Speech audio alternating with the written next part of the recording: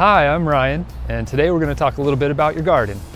Hummingbirds are just a, almost omnipresent bird here in Western Oregon. The main two that you'll see are the Annas and the Rufous. However, we have, I believe, 5 or so that inhabit Oregon.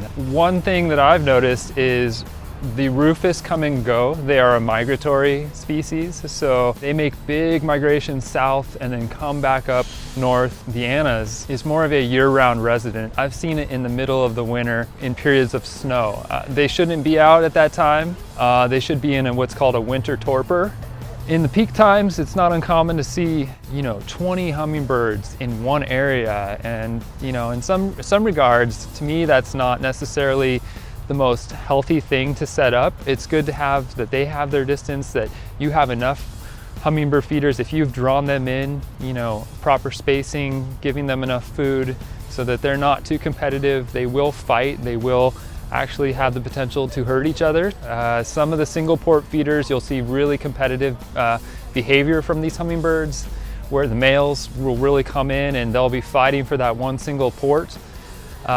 So if you see that type of behavior, it may be a good idea to space those single port feeders out far enough distance to where if there is a male feeding at one feeder, line of sight, they cannot see the other feeder or the other males.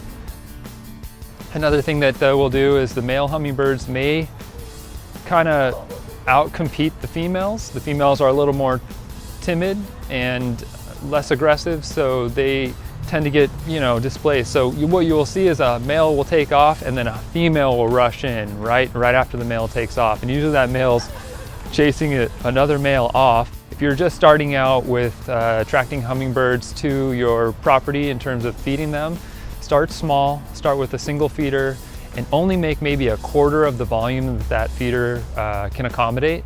It's better to make your nectar more often in smaller amounts than in bigger amounts and have to basically throw it away or waste some. Most people will go ahead and fill that feeder all the way up, and when you look at the volume of that feeder, it's somewhere in the range of a pint to maybe a quart. But what happens is that big volume of nectar in that feeder will start to ferment and start to go a little alcoholic. It will change with the heat. It will also start to potentially even grow a little bit of mold inside the feeder. So I also recommend that every time you refresh your nectar in your feeder, you go ahead and get in there with a nice bottle brush and clean out the interior very well. Clean out the interior. Also, don't forget the ports. Those are very small crevices that can tend to build up mold. I mean, who wants to drink out of a moldy glass? Nobody wants to do that. So same with these hummingbirds out there. We really want to keep these feeders as clean as possible.